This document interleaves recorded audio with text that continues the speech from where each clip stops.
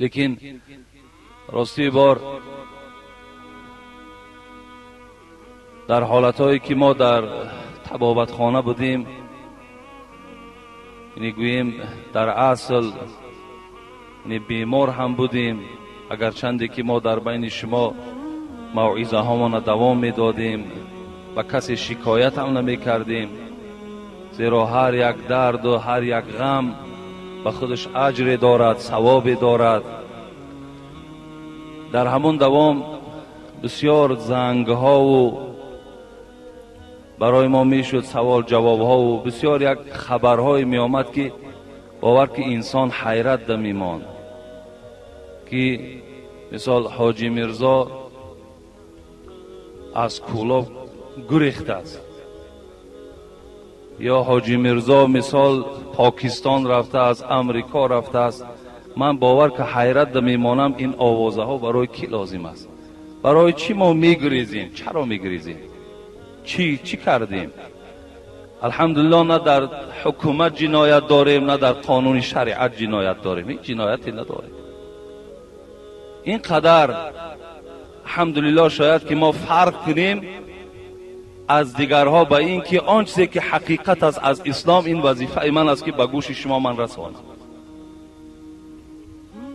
و شما فراموش نکنید که این راهی که انسان پیش میگیرد، راه دعوت، راه تبلیغ، این هیچگاه از فشار و مشقت خالی نیست. این هیچگاه خالی نیست. سئل عن رسول الله صلی الله علیه و سلم ای الناس اشد بلاء. پیغمبر خدا پرسان کردند ای حبیب خدا، سختترین بلا در بالای کدام مردم است؟ رسول اکرم چی گفتند؟ الانبیاء ثم الصالحون فالامثل والامثل. حضرت گفتند سختترین بلا گفتند بالای پیغمبر هاست. بعد از آن گفت سختترین بلا با آدمان صالح، آدمانی که حقیقت به گوش مردم میرسانند. سختترین بلا گفت بالای اونها البته به البته می آید. فرزند حضرت مسعود رضی الله عنه میگوید انظروا کأنی یحکی رسول الله صلی الله علیه و سلم نبیا من الانبیاء صلوات الله و سلامه علیهم. اچه حضرت مسعود میگوید بار میگوید در حضور رسول اکرم بودیم که حضرت میگوید یک حکایه کردن، پیغمبر خدا یک حکایه کردن من الانبیاء نبیا من الانبیاء، یک پیغمبر پیشینه را، یک پیغمبرهایی که پیش از رسول اکرم گذاشتگی بودن، حکایه اونها را میگه در بین ما کرد. میگه وقتی رسول اکرم این حکایه را میکرد میگفت که اون پیغمبری که در بین قوم بود ضربه قومه، قومش زدنش. وقتی که وای حقیقت گفت، وقتی که مردم از شرک و خرافات و بدعت منع کرد، مردم مصلحت کردند و یک جایه شدن. این پیغمبر را چیکار کردند؟ پیغمبری که نماینده پروردگار در روی زمین است، پیغمبری که جبرائیل نزد او می آید، همین قومش زدند. میگوید وقتی این پیغمبر قوم زد، پیغمبر چیکار کرد؟ چی معامله نشان داد؟ یمسح الدم عن وجهه و یقول اللهم اغفر لقومی فانهم لا یعلمون. این پیغمبر میگوید وقتی زدن چهره هاش پر از خون کردن، بینی و دهان پر از خون شد. یمسح الدم، حضرت برآوردن روی مالچش و چهره های پر از خون روی و بینی و دندانش پاکیزه کردند و به سوی پروردگار طهارت کردند و دست برداشتند گفتند اللهم اغفر لقومی، خدایا همه قوم مرا مغفرت کن، فانهم لا یعلمون، زیرا اینها چیزی نمیدانند. این معامله پیغمبر با قومش بود، خدایا مغفرت جان کن، زیرا اینها نمیدانند. این زدن و این فشار و این تحقیری که بالای من آوردن، این به سبب نادانی است. گو خدایا اینها را مغفرت کن. این بود معامله پیغمبر نسبت قومش، نسبت آن قومی که اونها را آزار میداد، مشقت میداد. ندیدم هیچ یک شایسته خوی به دنیا زیسته باشد به عدوی. حضرت میگوید ندیدم هیچ یک پیشوایی که اگر حقیقت به مردم گوید وی آزار ندیده باشد، عذاب نکشیده باشد، این خیل پیشوا را من ندیدم هیچ یک شایسته خوی به دنیا زنده باشد به عدوی. در دنیا زندگی کرده باشد و دشمن نداشته باشد، این خیلچگو من یاد ندارم. نه گل بیخار می روید در این باغ، ملال بلبلان از دغدغه زاغ. بکن صبر در جفای منکری دل، شود شاید مراد از صبر حاصل. حضرتان صبر میکنیم، انشاءالله در صبر همه مراد حاصل میشود. رسول اکرم صلی الله علیه و سلم میگوید اذا اراد الله بعبده خیرا عجل له العقوبه. اگر وقتی که خواهد پروردگار که یک بندش اجر دهد، مکافات دهد، خیلی وی در عقوبتش گرفتار میکند، عذاب و مشقت زیادش میارد. مقصد پروردگار چی است؟ دادن اجر، دادن مکافات است. از این خاطر باید که ما و شما در هیچ فشار، در هیچ تحقیر روح افتاده نشویم. باید ما و شما صابر باشیم. باید ما و شما ورقی دوره رسول اکرم ورق میزنیم از کردارهای اونها، از مشقت و عذاب صحابه ها. باید ما و شما چیکار کنیم؟ با خبر شویم و در این راه ما و شما صبر کننده باشیم. من در هیچ حدیث پیغمبر خدا ندیدم که کسی اگر کتابخوان شود، کسی اگر عالم شود، کسی نمازخوان شود، تا آخر زمان وای در راحت باشد. این شما ندیدید. انشاءالله برای ما و شما راحت. الدنیا سجن المؤمن و جنت الکافر. این دنیا برای مسلمان سجن است، زندان است. ما برای خودمان گلزار داریم، ما برای خودمان یک چمنزار داریم، ما برای خودمان یک دنیای داریم که غم ندارد، دنیای داریم که جوانیش پیری ندارد. اون برای ما و شما منتظر است. بسیارتر باور کنین ما را همین آوازه ها خیلی مانده میکند. ایلا چیزی نیست، الحمدلله همه خوب است.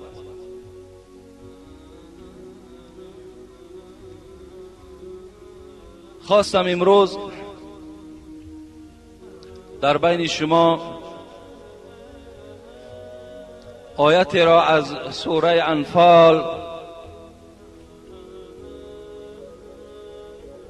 که آیت های 3 و 4 او هست تحلیل کنم و بعدا خدا خواسته باشد جمعه های آینده باز موعظه های ما و شما با ترتیب همان موضوع هایی که داشتیم انشاءالله صورت میگیرد.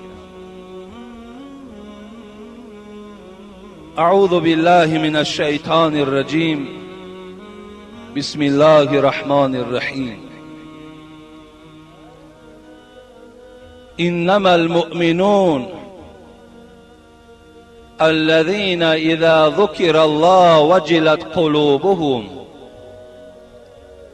وإذا تليت عليهم آياته زادتهم إيمانا وعلى ربهم يتوكلون الذين يقيمون الصلاة ومما رزقناهم ينفقون أولئك هم المؤمنون حقا لهم درجات ومغفرة ورزق كريم. صدق الله العظيم.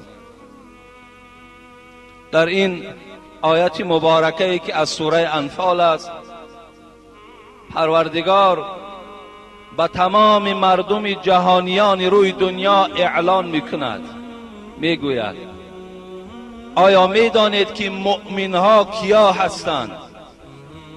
اولئک هم المؤمنون حقا.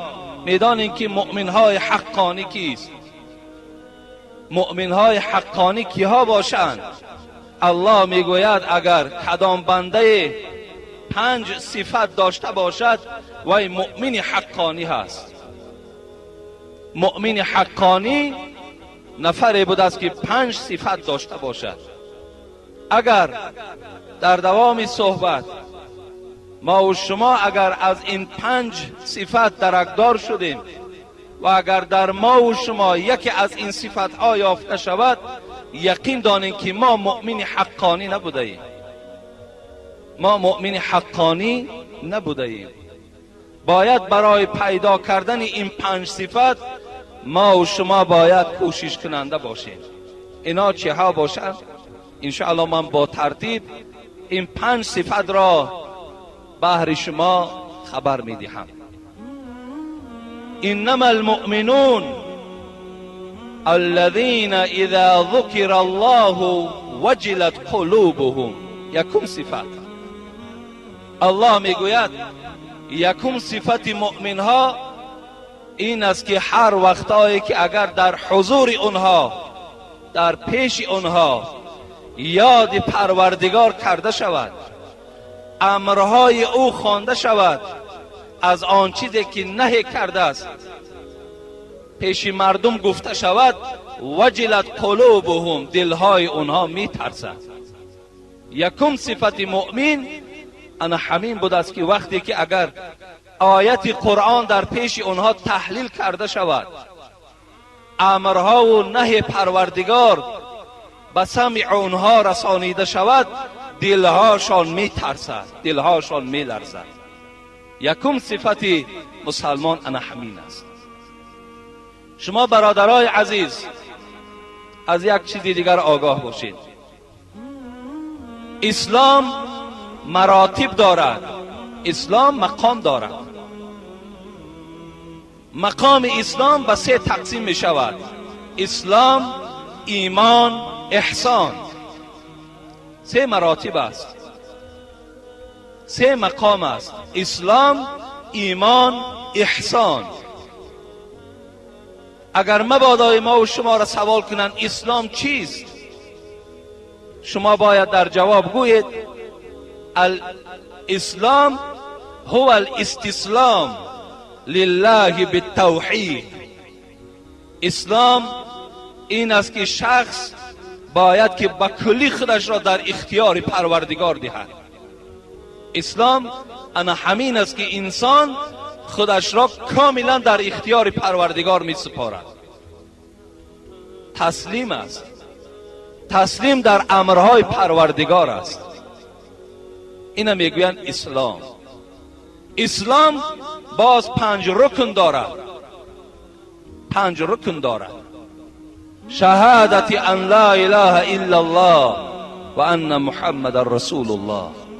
یکم رکن اسلام انا همین است که انسان گواهی دهد که خدا یک و یگانه است، محمد بنده او، فرستاده او، پیغمبر اوست. و اقام الصلات و ایتاء الزکات و حج البیت و صوم رمضان. حضرت گفتند دویم رکنش همین است که دویم رکن اسلام ما و شما این 5 وقت نماز خواندن است. سوم رکن او مالدار باشیم، زکات دادن است. 4م رکنش مالدار و استطاعت و قوت داشته باشیم، حج کردن است. 5م رکنش همین است که ماه مبارک رمضان روزه داشتن است. اسلام ما و شما فهمیدیم. مختصرا ایمان چیست؟ ایمان این تصدیق به قلب است و گواهی بر زبان است و عملی با جوارح است، عملی با اعضاها انجام دادن است. ایمان 6 رکن دارد: ان تؤمنوا بالله و ملائکته و کتبه و رسوله و بالیوم الاخر و بقدر خیره و شره. متفق علیه، حدیث متفق علیه است. 6 رکن دارد.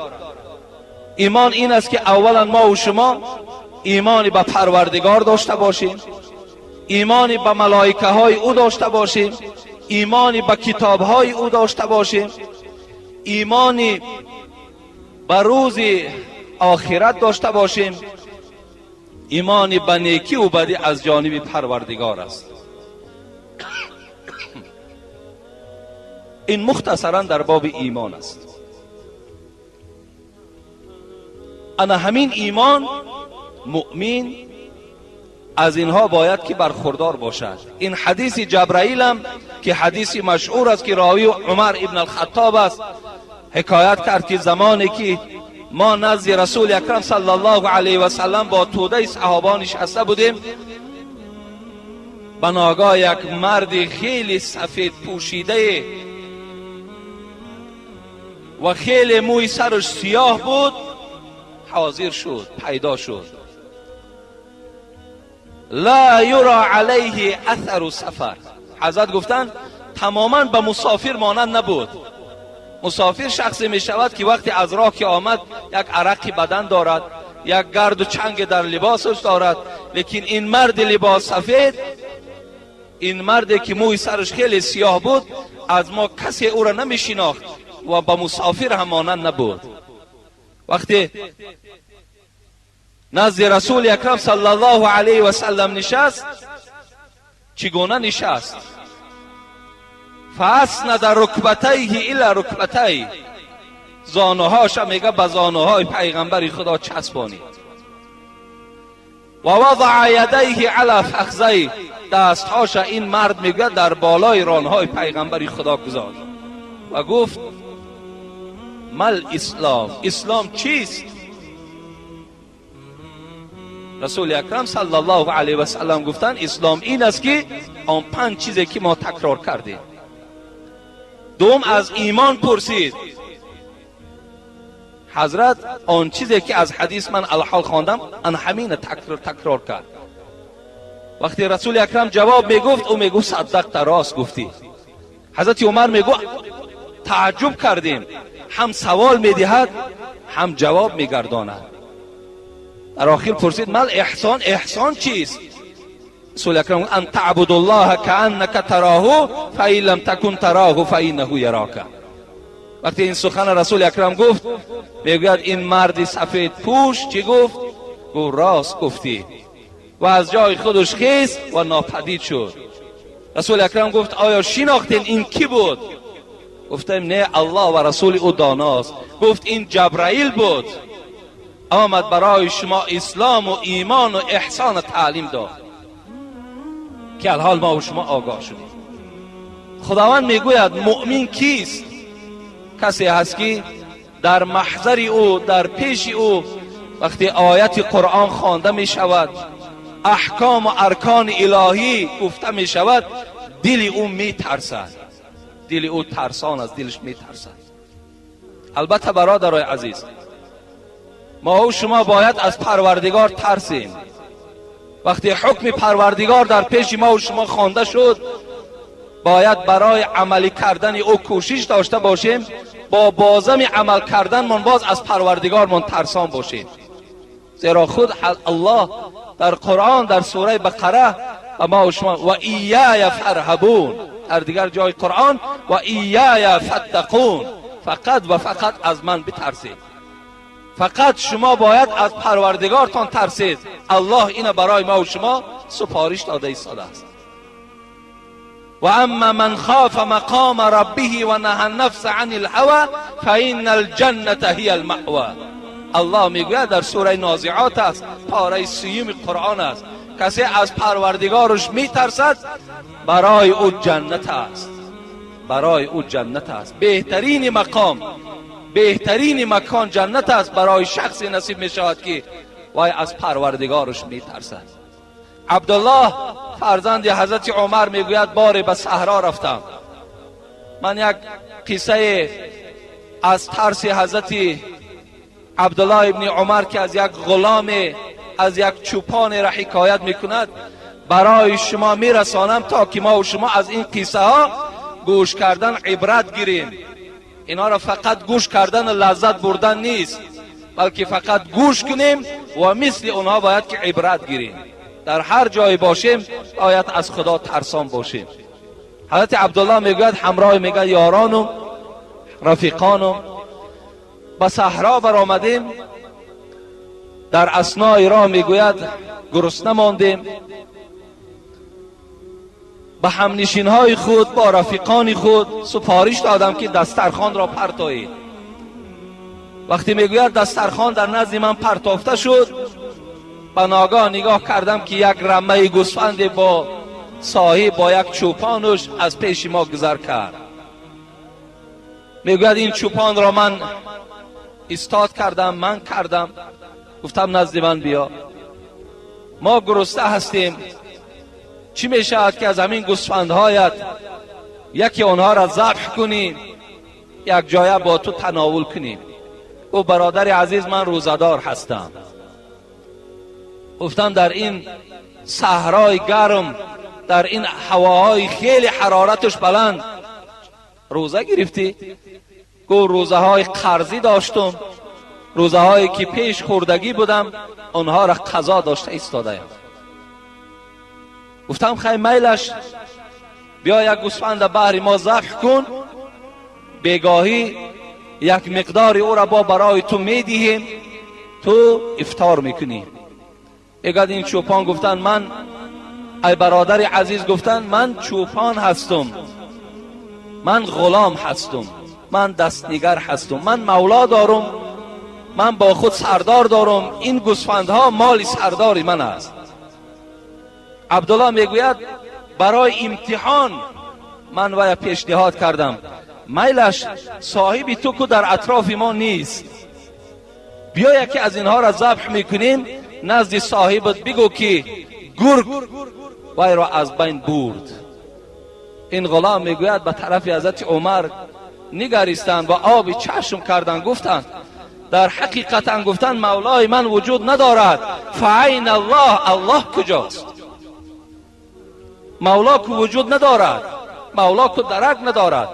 اگر مولا را گویم که نصف رمه تو را گرگ ها بردن باور میکند، لیکن فعین الله، پروردگار کجاست؟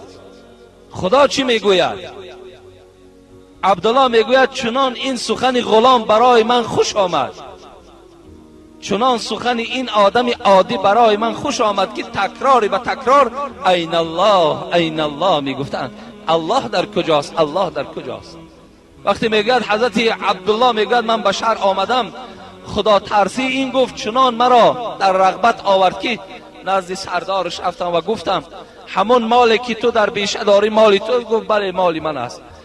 گفتم همون مالت همراه غلامت چند پول میستد؟ گفت فلان مقدار میستد. میگوید آن پول من پیدا کردم، در دست این مولا دادم، رفتم نزد غلام گفتم از این روز اعتبارا تو آزاد هستی و همه این گوسفندها در اختیار تو، مالی تو هستند، زیرا تو نفری هستی که از پروردگار میترسی. میرسیم به آیت سوره طلاق. اعوذ بالله من الشیطان الرجیم. و من یتق الله یجعل له مخرجا و یرزقه من حیث لا یحتسب. پروردگار میگوید کسی که از من میترسد، یجعل له مخرجا، از همه مشکلات وی میبراریم. در هر حالتی که نباشد ما او را از حالتهای پستی بالا میبریم. یجعل له مخرجا و یرزقه من حیث لا یحتسب. پروردگار در همین سوره طلاق میگوید از جای رزق میدهیم آدم خدا ترسکی در گمانش نیست، در فکرش نیست. آیا این غلام باوری داشت که از غلامی آزاد شود، یک رمه گوسفند صاحب شود؟ نه، در گمانش نبود.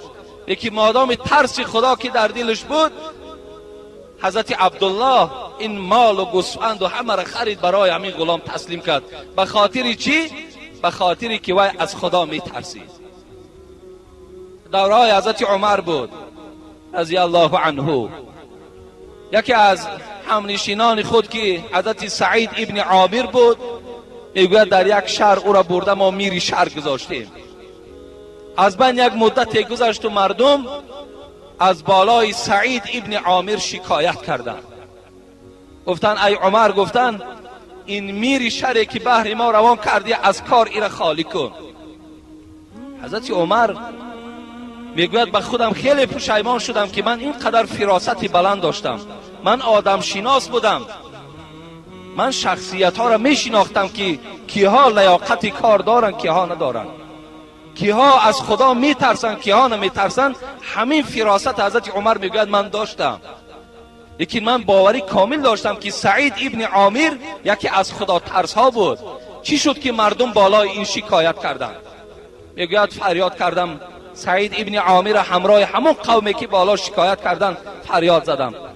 گفتم بهری چی این شخص من از کار گیرم؟ گفتن این سه کردار دارد، سه کار ناخوب دارد.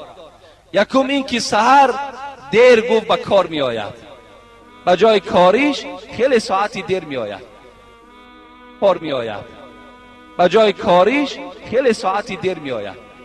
دوم، شب اگر هر شکایتی که باشد شکایتی شب قبول نمی کند. سوم، در یک ماه یک روز تعطیل دارد که تماما در کار نمی براید.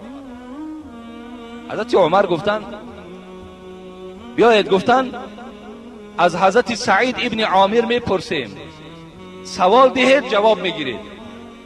کنی چرا این سحر برای کار رفتن دیر می رود؟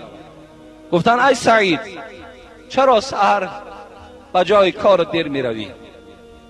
چرا در ساعت 8 در جای کارت نمی شوی، ساعت 10 روز تو به کار می روی؟ حضرت سعید گفتن ای امیر المؤمنین، ای عمر، گفتن در خانه گفتن زن دارم که معذور هست، زن دارم که دردمند هست، کار میکند، بالای پا قدم میزند، لیکن از همه کارهای خاندان از عهده‌اش نمی براید.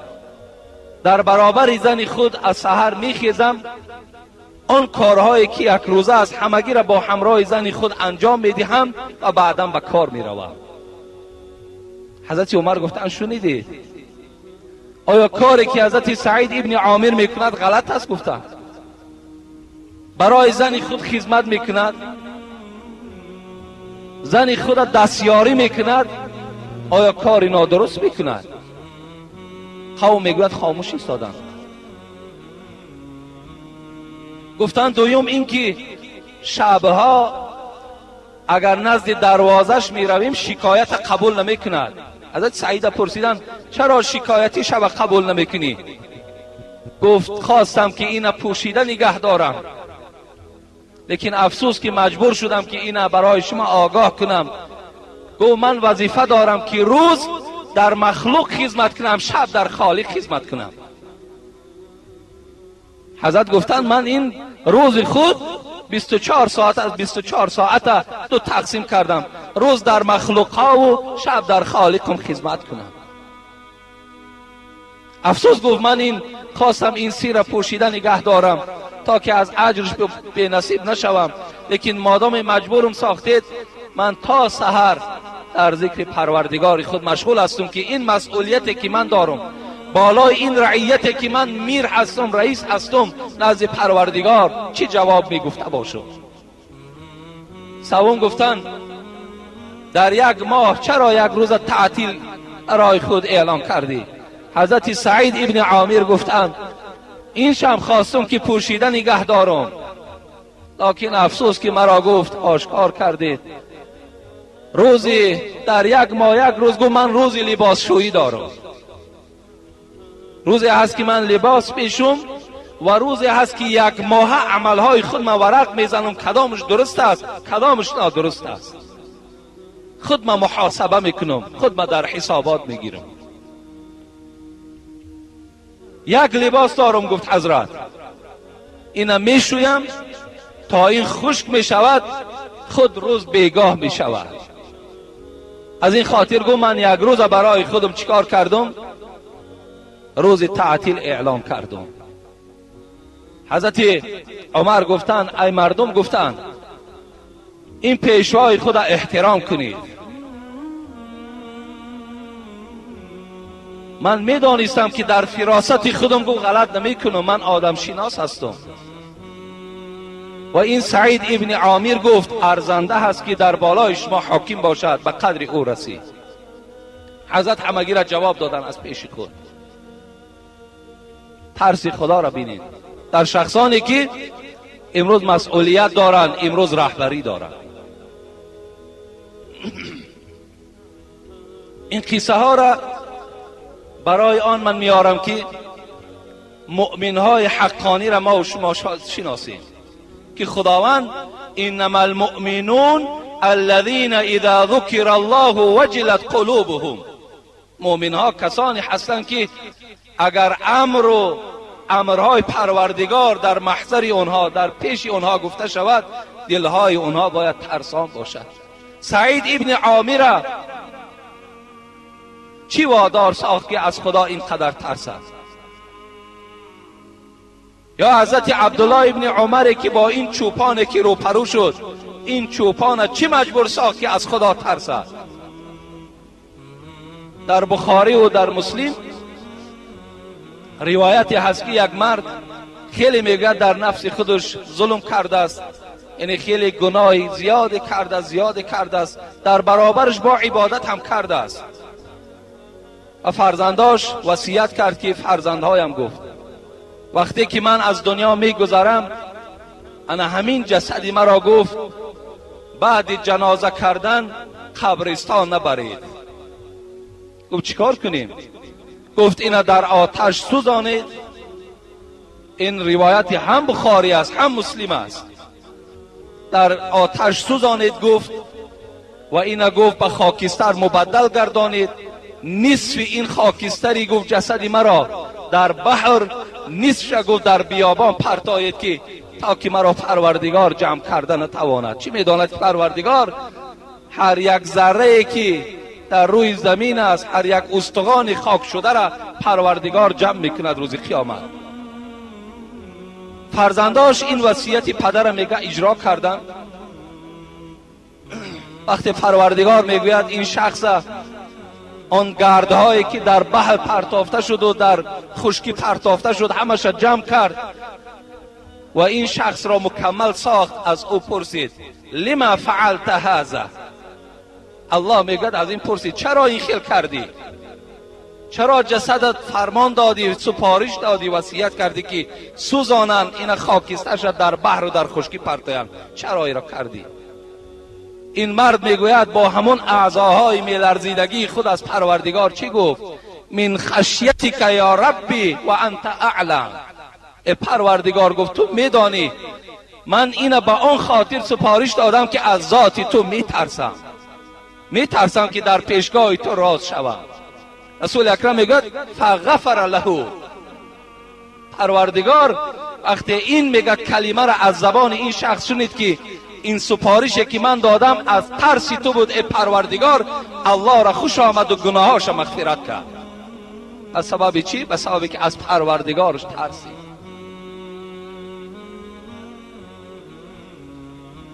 در بنی اسرائیل مردی بود، این قصه ها را من برای اون میگویم که قصه در ذهن انسان بسیار می نشیند. قصه را انسان فراموش نمیکند، لیکن بازم فراموش نکردن از اینها باز میگویم که باید ما درس گیریم، باید عبرت گیریم، در هر حالتی نباشد. من احسان در اول صحبت تعلیل کردم ان تعبد الله کانک تراه فإن لم تکن تراه فإنه یراک. احسان چی بود؟ احسان این بود که پیغمبر خدا گفت شما پروردگار را چنان عبادت کنید که همچنانی که وی میبینید، اگر چنده که شما وی نمیبینید فإنه یراک، وی شما را میبیند. انا ما و شما باید چی در آشکارا چی در پنهانی، چی در شب چی در روز، چی در شهر خودمان چی بیرون از شهر خودمان از پروردگارمان ترسان باشید. یک تاجر بود، بسیار مالدار بود. بناگاه میگوید در همون بنی اسرائیل یک قحطی آمد، یک گرسنگی آمد. یک زنی بود خیلی سرعیال بود، شوهر نداشت، فرزندای زیاد داشت. نزد این مرد تاجر آمد، گفت میخواهم که از مالت چیزی برای من برخوردار کنی، زیرا فرزندای زیاد دارم، در خاندان هیچ فرزندم کاری نیست، کار نمی کند، شوهرم ندارم. این تاجر به انصاف گفت با شرط برای تو پول میدهم که اگر گفت من از نفس تو استفاده برم، با من گو همخوابه میشوی، هر چی دارم از دولتم برای تو میدهم. عیال ترسید، پس گشت از خانه این تاجر بیرون شد، آمد خانه که کودک ها دستی مادر نگاه کردن که خالی از فریاد زدن. مادر گفتن چیزی بیار، چیزی بیار که ما گرسنه ماندیم. مادر باز میگوید از خانه بیرون شد، بجز خانه همون تاجر دولتدار میگوید دیگر کسی مالدار نبود. باز خانه اون میگوید مجبور بیچاره باز داخل شد. گفت برای من مال نصیب گردان، فرزندهایم داد و فریاد دارن، رحم کن. میگوید گفت رحم زمانی میشود که اگر از نفست من برخوردار شوم. زن میگوید ناچار گفت من تیار هستم. میگوید این مرد تاجر به نزدیک این زن آمد. وقتی میگوید دستش به وجود همین زن خواست دراز کند، مثل که یک انسان تاک میزند که وجود میلرزد، این وجود زن میگوید میلرزید. این تاجر گفت چرا اینقدر بدن تو میلرزد؟ گفت به خدا قسم، گفت این عملی که الحال ما و شما رو پرو میشویم چه عملی زیشتی هست، من از پروردگارم گفت میترسم. صاحب کتاب امام غزالی که در مکاشفت القلوب میگوید همچنان وجود این زن میلرزید که گویا که رگ از رگ میکنده باشد. این مرد میگوید به خلاصه آمد که این زنی که مال ندارد، خانه ندارد، شرایط ندارد، بازم این گو از خدا میترسد، پس من احق‌تر هستم که از پروردگار من ترسم که صاحب مالم هستم، خانه هم هستم. و این مرد میگوید گفت منم گفت از پروردگارم میترسم و برای این زن میگوید چیکار کرد؟ مال نصیب گردانی. ببین به خاطر که باز همون آیت طلاق، و یرزق من حیث لا یحتسب و ما یتقی الله یجعل له مخرجا. جنازه بعد جمعه.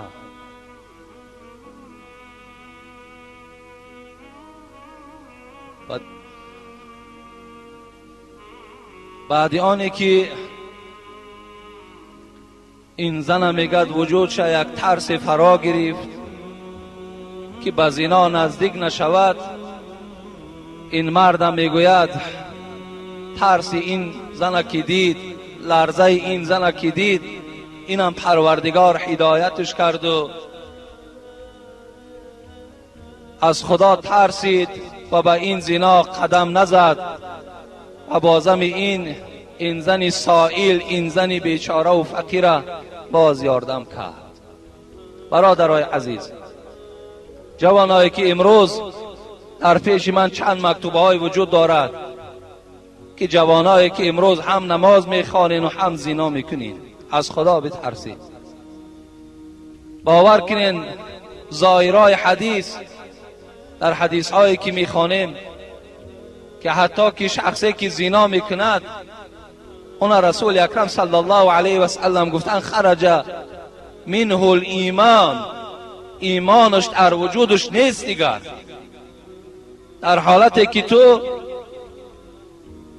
بالای زنا هستی یا زمانی که تو را در ماشین خود سوار کردگی، الک یقین دان که در همون حالت ایمان در وجود تو نیست. میگوید که ذلتی در مشکات هم میاد این حدیث، بالای سرش میگد همون ایمانش مثل سایه میستد. فاذا رجع من ذلك العمل رجع الیه. اگر همین جوان بعد شنیدن این قصه ها و این خدا ترسی ها اگر اصلاح شود و به سوی پروردگارش از زیناهای میکردگیش یا در حالت زیناش از پروردگارش ترسد و رجوع به سوی خداوند کند، ایمان در وجود او داخل می شود.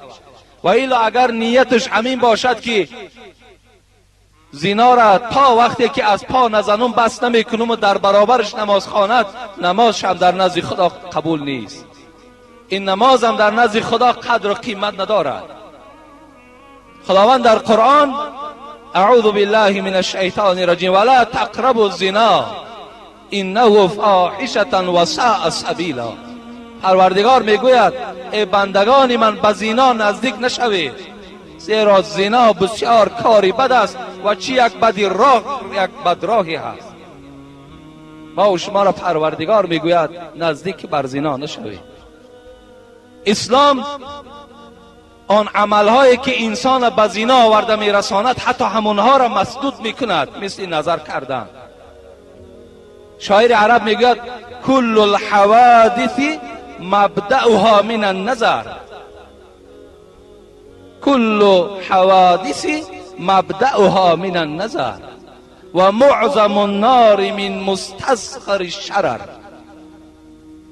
شاعر عرب میگوید که این یوسف قرضاوی هم در باب زنا کتاب حلال حرامش یادش میکند، میگوید همه حادثه هایی که جوانها در زنا مبتلا میشوند اولش از نظر کردن سر میشود.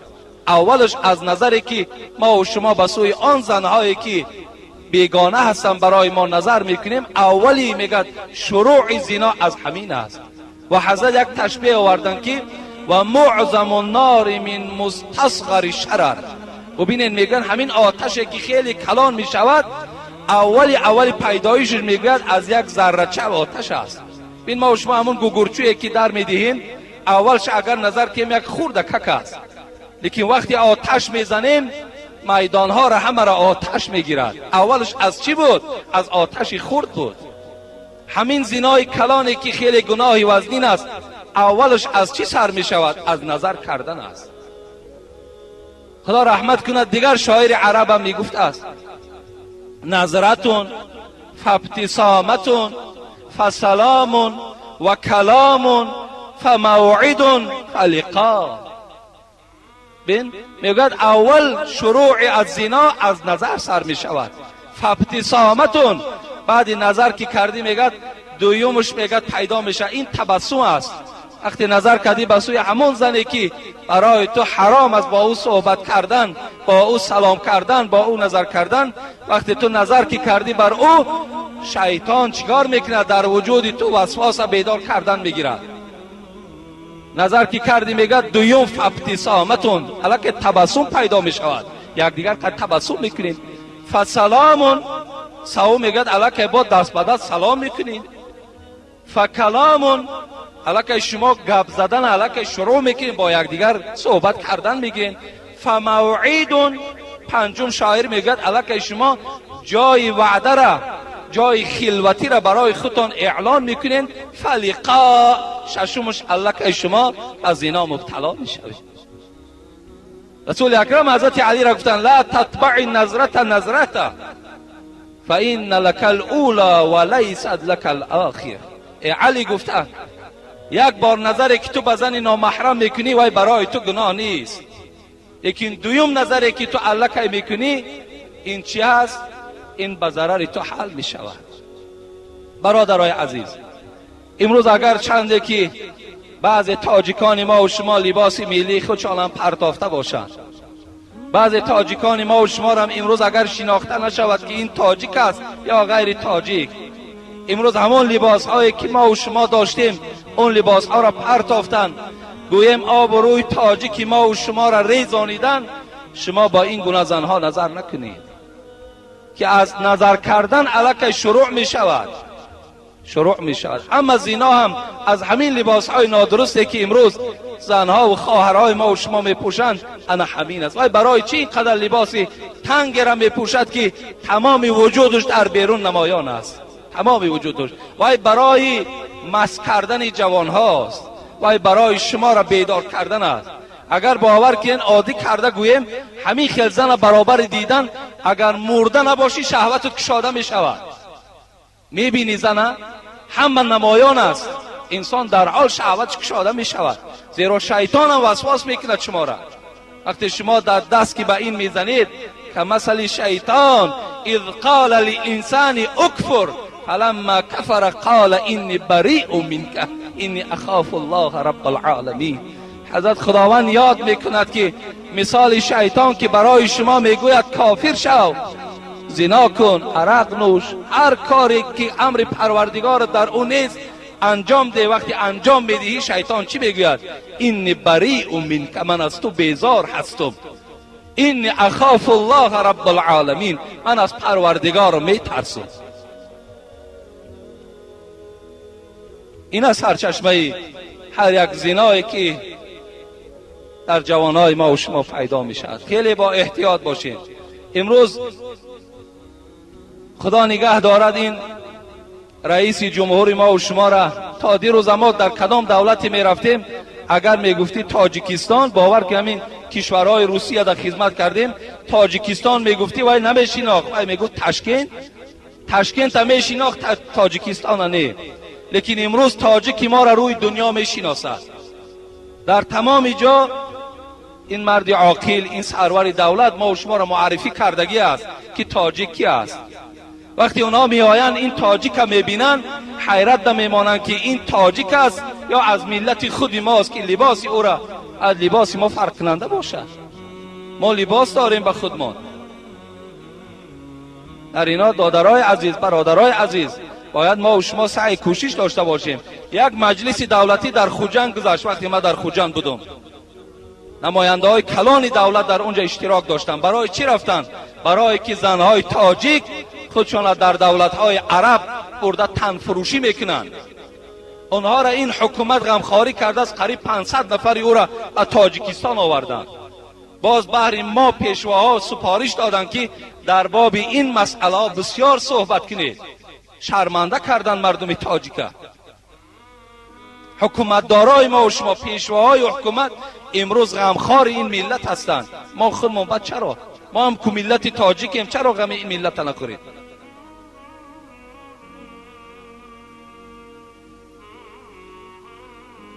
یکم نشانه مؤمن چی بوده است؟ این بوده است که از پروردگارش ترسد. از پروردگارش ترسید. این یکم نشانه هست که تو مؤمنی. اولئک هم المؤمنون حقا. الله در آخر این 5 صفتی که بیان میکند، الحال من یک صفتش برای شما بیان کردم.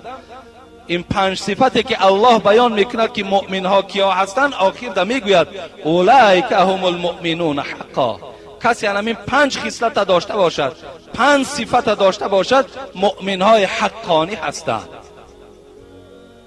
برای همین ما و شما کاری کنیم که از این 5 صفت برخوردار باشیم. انشاءالله من شاید جمعه دیگر با پررگی این 5 صفت برای شما معین میکنم و بعدا اون موضوعایی که داشتیم انشاءالله برای شما صحبت میکنم. و آخر دعوانا ان الحمد لله رب العالمین. اینجا ده انشاءالله برادرایی که خیر احسان کردن، من برای شما میخوانم، در حقشان دعا میکنیم.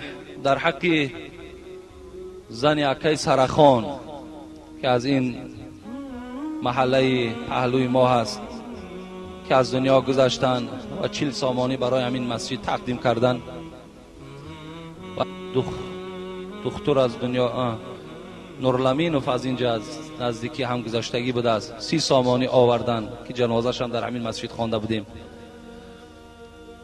در حق پسر دعا کنید که 9 قالین آورده است. اینجا یک مادر دیگر ساجیده ما میگویند یک فرزندشون از دنیا گذشته است. خیلی گویم باور کنین، میگه خسته شده است، خیلی غم کلان فراش گرفته است از حساب فرزند گذشتن و دیروز 9 قالین برای همین مسجد آوردن که بالاش شما نماز خوانین. خوش به حال این مادر. و برای این مادر من اینقدر گفتنی هستم که در این عالم دلی بیغم نباشد. در این عالم دلی بیغم نباشد اگر باشد دلی آدم نباشد. این دنیا دا دلی بیغم نیست. این دنیا دا همه غمدار است. این دنیا البته به البته یک روز شادی داشته باشد، 10 روز دیگرش غم و اندوه است. از این خاطر مادر عزیز باید غمدار نباشی، باید شکرانه به سوی پروردگار کنی. الله در قرآن برای این مادر و دیگر مادرهایی که فرزنداشون از دنیا میگذرد سپارش میدهد: یا ایها الذین آمنوا استعینوا بالصبر والصلاة ان الله مع الصابرین. اگر مصیبت وزنینت آمد، اگر بچه دوستدارت یا بچه قاری قرآنت یا دختری با سترت از دنیا هم که گذشت، از سوی پروردگارت مدد طلب کن، فقط به نماز و به صبر، فقط به نماز.